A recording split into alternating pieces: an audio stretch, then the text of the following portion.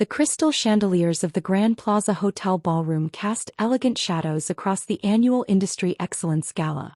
5 years ago, I'd attended this same event as little Sophia Matthews, William Matthews' daughter. Tonight was different. Tonight I was here as someone else entirely. Did you hear about Sophia? My older sister Elizabeth's voice carried across the room. Still trying to make it on her own. Such a shame. I sipped my champagne quietly from my corner table, watching my family hold court at the center of the room. Matthews Construction had been the biggest name in commercial development for 3 decades. My father made sure everyone knew it. Poor William, I heard Mrs. Henderson, a longtime family friend, say. First his daughter abandons the family business. Now he's stuck hoping his new project will save their reputation. The new project they referenced was the Vista Tower development, a $2 billion venture that would either cement Matthews Construction's future or break them completely. What they didn't know was that I knew exactly how desperate their situation had become. Sophia. My father's booming voice interrupted my thoughts.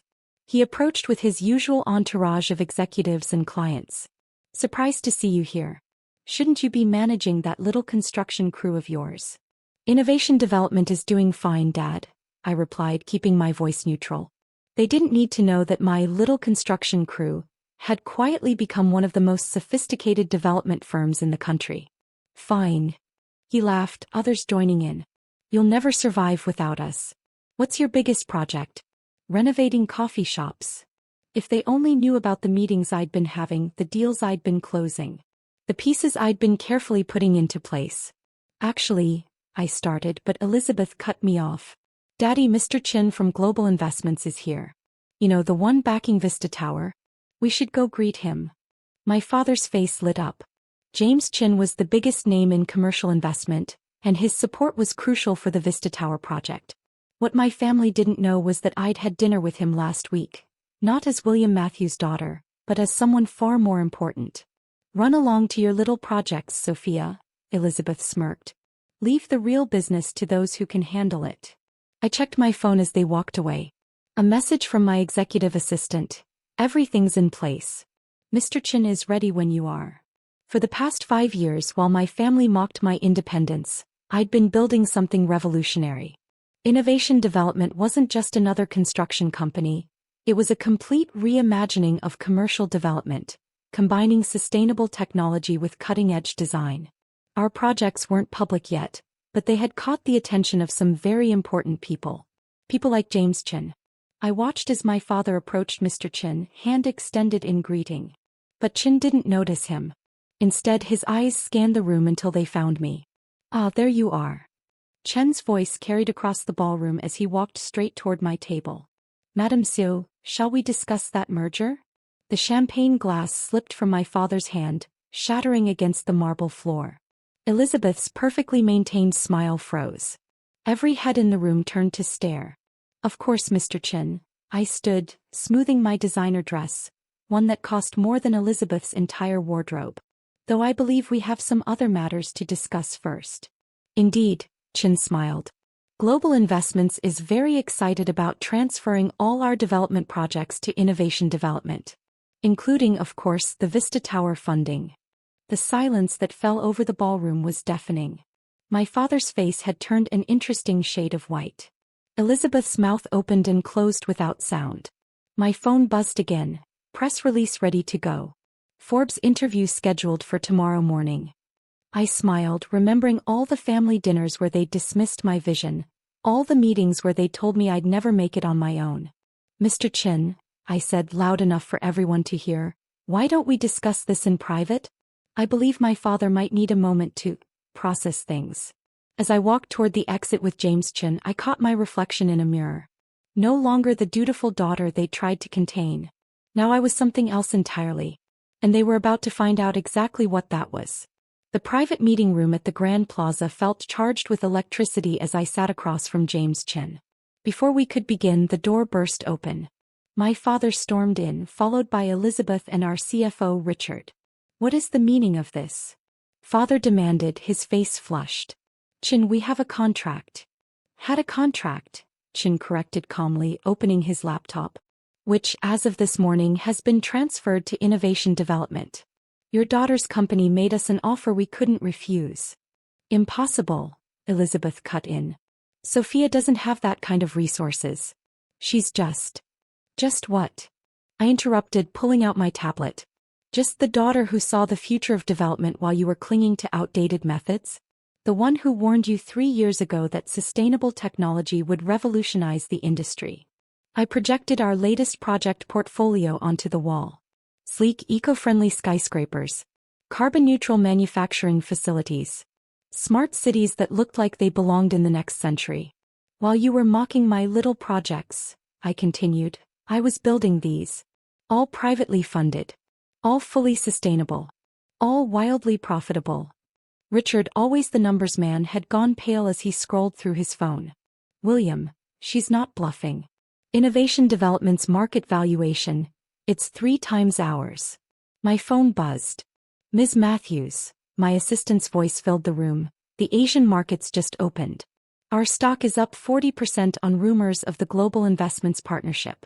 Also, the mayor is requesting a meeting about the city center redevelopment project. Father gripped the back of a chair, his knuckles white. The city center? That was our project. I nodded. Until they saw our proposals. Turns out clients prefer buildings that don't destroy the environment. Who you? Elizabeth sank into a chair, her perfect composure cracking. All those site visits you made to our projects.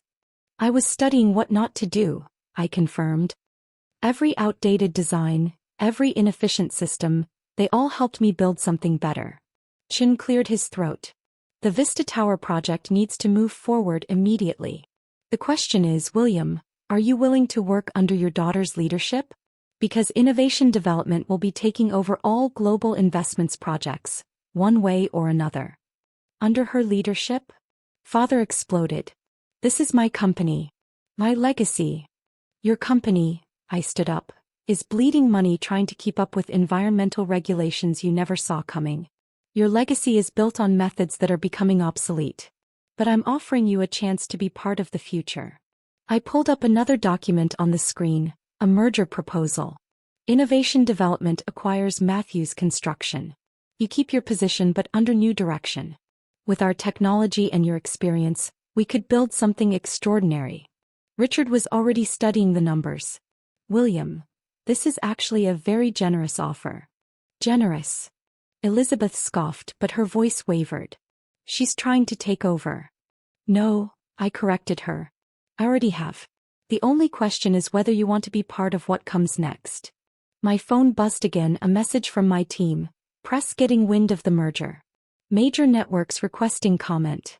Also, Microsoft wants to discuss implementing our smart building technology. Father stared at the proposal on the screen, seeing his company's future hanging in the balance. 30 years of doing things his way, now confronted by the daughter he'd dismissed. You planned this, he said quietly. All of it. I learned from the best, I replied. You taught me to seize opportunities.